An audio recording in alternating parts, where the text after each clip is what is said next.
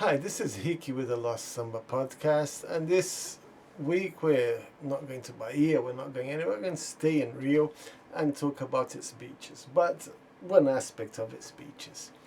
So one thing whenever relates to Rio is surf, but Rio, as most towns in the world with oceanic beaches, is a surf town. Then Brazil has produced many world champions in surf, in body surf, and in paragliding and in hang gliding, which has nothing to do with the beach, but it's the same crowd and it's also very popular in Rio.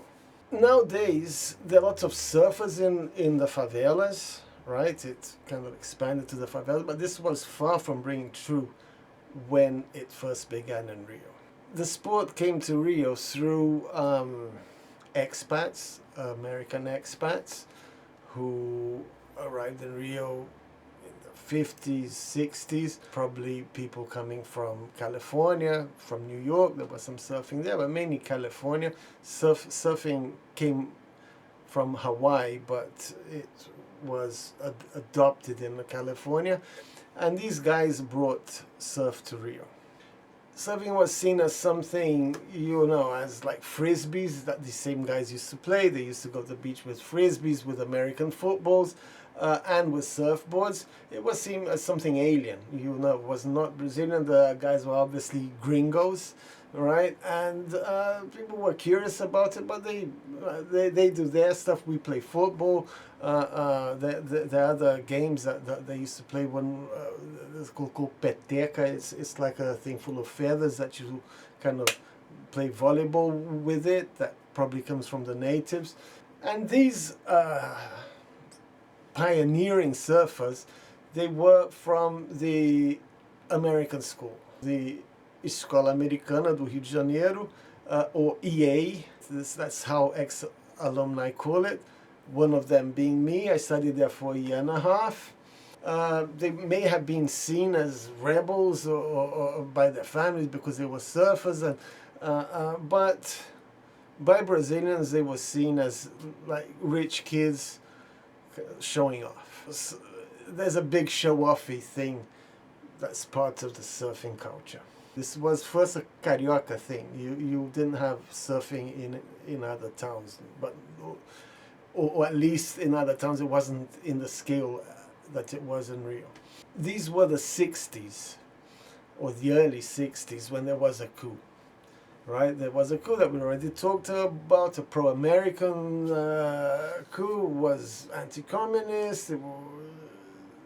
It's a long story that we won't cover here. We're talking about surf, right? The government wanted to make Brazil be as American as possible, to forget all the leftist thing, and surf matched this very well, right? It was very well received by the authorities, by the elite. It was like, okay, cool, Brazilians should do surf.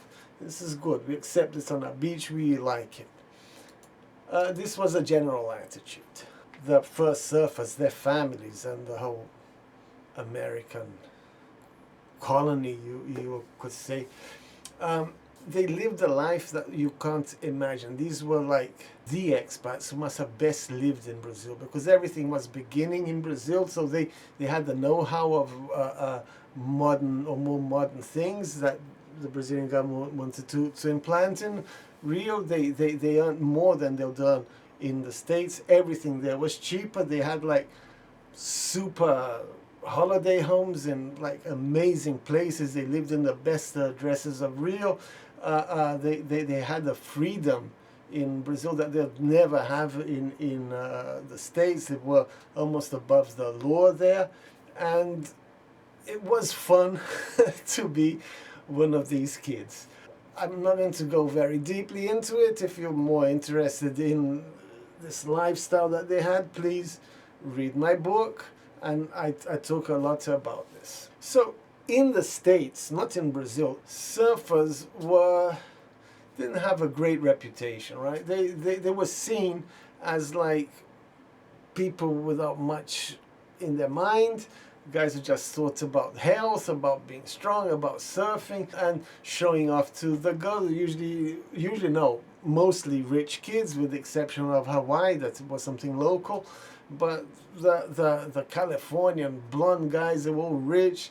They went to their part of the beach, they took over, and they were in and out of the water. The girls would admire them, and there was this little culture where the surfers had, but they weren't very respected outside their little world. One gets a glimpse of this culture, how it was perceived, in a few Elvis Presley-like films done in the late 50s, early 60s, where they portray surf.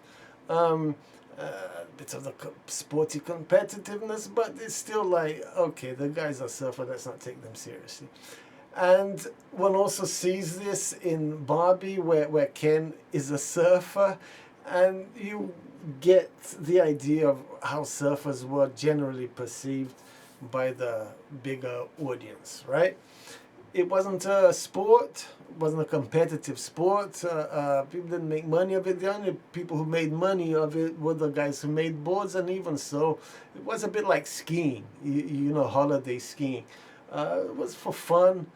Now, there was a big shift in this in the late 60s, early 70s, and it started with a Hawaiian surfer called Gary Lopez. He invented, or he engineered, the modern surfboard, the pointed one. It wasn't any more of those huge ones. It was more or less the size of a person. Pointed, was much more maneuverable, and with this, surfers could, and he first tried it. He did it for himself first. He could surf the waves of the North Shore of Hawaii that was seen as like too violent and too rough for surfing, but he managed to surf those waves, and the news spread, and everybody wanted to do the same thing, and there was an explosion in surfing. The whole profile of surfing changed. And it became something like for a proper macho to do it. Became much more respected, and it wasn't anyone who had the courage to ride those waves of 2-3 meters high. You know, it's the size of a wall in your room. To imagine to surf one of those things, you had to be courageous, a bit crazy but courageous. So surf with Gary Lopez and his generation, it changed. These were also the hippie days, so these guys let their hair grow long. It was a rock and roll times of big bands, you know, Pink Floyd, Led Zeppelin, and this all kind of mixed in the same rock and roll culture. It became a rock and roll sport, you know, something cool, very cool. And the elite, you know, Gary Lopez and his crowd, they also started traveling the world to discover new waves and better places to surf. They went all over the world hunting for these places, and they found exceptional beaches and everything. And this was all documented in magazines and films. And obviously, this arrived in Brazil. Now, when it arrived in Brazil, there was a big coincidence, let's put it like this, in Rio.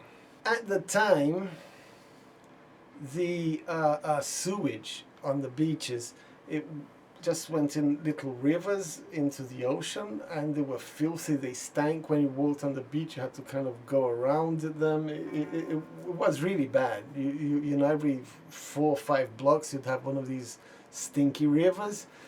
So the authorities were obliged to make like a huge pipeline, or they called it the submarine emissary, to take the sewage of Rio to the deep ocean and dispollute the beaches. You know, it's bad for tourism, bad for people's health and everything, so they were obliged to do that. And to construct it, they had to construct a pier in Ipanema, which was the famous pier of Ipanema, and that changed the currents of the beach, and it also changed the seabed structure, and that caused Ipanema to have one of the best waves in the whole of Latin America. So it became a prime surfing spot, Ipanema, because of this pier. And this was like joining fire with gasoline. The thing exploded. You know, surfing became huge in Ipanema. The streets were full of these guys, you know, with fake blonde hair. They'd pass peroxide on their hair. They'd put paraffin on their hair to look blonde, to look like the American surfers that they saw in magazines and in films. It just took over the town. Or not the town, but that bit of the town, that's the Zona Sul, where the middle class and the upper middle class lived. One of the interesting effects that are felt until this current day throughout the world of this explosion of surf in Ipanema was the appearance of the tanga. Now the tanga is, we know it outside Brazil as a G-string Brazilian bikini. You know, the girls with like just a little triangle here and a triangle here, a little triangle here and a little triangle behind. This appeared in Ipanema by the girls who wanted to attract the surfers. It was called the tanga, and it became popular in Ipanema with the surfing crowd, and that spread to Brazil, and that spread to the world, and nowadays it's a given, you know, that a female with a pretty body will put on a tanga or a Brazilian G-string to show off her curves to guys at the beach, and that was born in Ipanema at that time. One of the byproducts of this pier, right, was not only that like surfers, the quality of Carioca surf went right up because they had these huge waves to surf on, and the first surfing magazines came, and the first tournaments came, and Ipanema was full of surf shops, and everybody wanted to look like a surfer or be a surfer. The girls were only interested in surfers, and this was one thing, but also the pier, because of this junction of rock and roll and surf, it became an alternative space in Rio, the place where all the crazies, all the alternative people, musicians, actors, everybody went to the Pier de Ipanema, because that was the cool point of the beach, and that was the first place like that in Brazil. And it was a police-free area. It was like a permanent Woodstock, because there were huge dunes. Whoever was on the street, on the beachfront, couldn't see what was happening there, and couldn't smell what was happening there. So it became like the first alternative spot in Brazil. And then artists started going there. So you'd see Caetano Veloso, Gilberto Gil, Gal Costa, Jorge Maltner, and a plethora of other famous guys going there, actors, everybody, even football players would go there. And it became like a huge cultural point, right? And this was kind of copied throughout Brazil. This was a template for other beaches. And this really spread across Brazil, the idea that, you know, you go to the beach to chill out in your surfer trunks, the girls are in bikinis, you're just like free. Until these days, the beach has this aura of being a free place where anything goes, and this was born in the Pier de Ipanema. This honeymoon between the surfers and counterculture it was short-lived. The split coincided with the end of the Ipanema Pier. It doesn't exist anymore. They dismounted it, and after they dismounted the surfers, they became professionals, or they went back to being the rich kid health freaks who didn't want to know about everything that counterculture represented, and the freedom and everything. Was a right-wing crowd, and the counterculture people also didn't want to know about the surfers. They were squares, although they were very pretty boys and strong guys and good looking, but not people who they wanted to mix with. The most famous child of this interaction of counterculture and surf comes in the song that I'm going to play today, called Menino do Rio. Now this was written by Caetano Veloso. It's probably the most homoerotic song that was ever written. It's like Caetano Veloso praising this guy for being beautiful, and he says, "May I be your Hawaii?" kind of thing. He surfed all over me, and it's a very beautiful song. Even João Gilberto, the king of bossa nova, he recorded it too. One of the girl who used to sing for Novos Baianos, Baby Consuelo, also recorded. It was a huge mega success. I'm not going to talk about Caetano Veloso's private life. I don't know him personally. I have nothing to do with his sexual choices. But he was always married. He's always been married. At the time he was married, and then he started dating a 13-year-old girl who he also married. But I don't think he was into guys, although this song makes it sound like that. At the time, Gilberto Gil also kind of tried to look gay, or started talking gay, doing songs, from a very feminine point. But he was also always married, and both of them probably had open marriages. They had a very diverse life. So the question's open if they were gay or not. This is also not important. They were great musicians. And anyway, here it goes. Caetano Veloso's Menino do Rio, a song that speaks about more or less my generation of Carioca guys.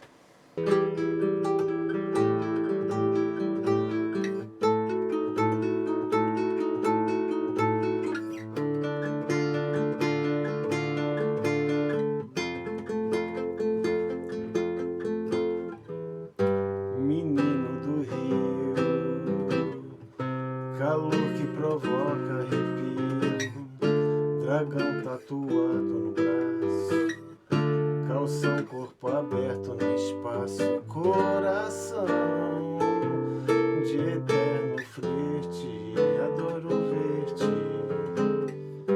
menino vadio, tensão flutuante do rio, eu canto pra Deus proteger-te.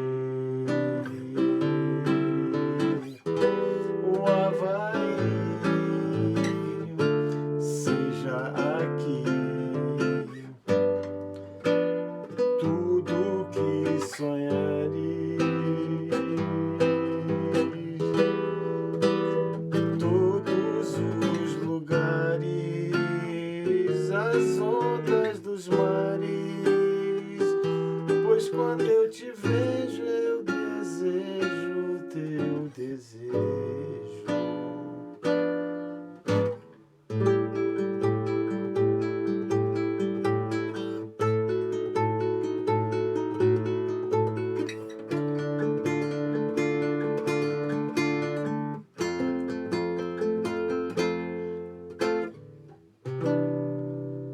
I grew up in Ipanema. Well, I first was, until I was more or less 11, I lived in Copacabana, then we moved to Ipanema. And so surfing was really present in my life. I went to the Escola Americana, was full of surfers, and the surf culture was everywhere, rock and roll. And for some twist of destiny, I don't know how you can call it, the main gang of surfers, right? Because it was a proper gang. Like they, if someone didn't want to go when the surf was high, was afraid they'll beat him up, and they'd beat up rivals, and they were very territorial. So it was a proper gang. They used to hang out in front of my building, right? So they were always there. I would leave the building, come back, they were there the whole day long. They didn't study. I don't know what they did, but they were a constant presence in my life. And at the time, I was very skinny, so they used to say, what's this guy about? So let's beat him up, something like that. Anyway, my parents, unfortunately, didn't let me surf, but I knew them all by seeing them every day, and they knew me. And they were the kings of the Pier de Ipanema. The guy who became the king of Carioca surf and world champion, world surf champion, then world hang gliding champion, and then he was elected to the city council, and then he opened the most successful beach kiosk in Rio, the Barraca do Pepe. His name was Pepe. He used to hang out there. He used to be always in front of my building, he and his buddies. And he had a brother called Pipi. Now, Pipi was a worse surfer, probably not as smart as he was, and he was a troublemaker. So one day there was what you call a boutiquin, which is something like a bar or bodega, or not a pub, but it's a stand where they used to sell beer and pickles for people, mostly working class people, but the middle class also consumes things there. PP got in an argument with the owner of this boutiquin.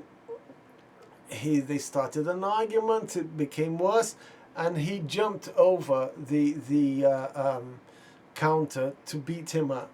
Now, the surfers were all like, they were proper sports guys, they went into the big waves. You have to have health to go there. I used to do body surf in big waves, and believe me, you have to have lungs for that. So he jumped over the counter, and the guy didn't have any other option. He got a gun, shot him, and this was when I was coming back from school. So I saw Pipi there. I didn't know his name, but I knew him, saw him almost every day, with a shirt on his belly full of blood. And then I asked the porter, we had a porter there, what had happened. He explained what had happened. An ambulance came, and the next day as I was going to school, the porter said, Pipi died in the hospital. So this is Rio de Janeiro. It's not a joke. Even in those days, there are horrible stories in Rio de Janeiro, very violent. So that's my quirk. Again, it's described in my book. If you're curious, it's available on Amazon.com. I hope you enjoyed this podcast, and I hope to see you next week. Bye. Have a good week.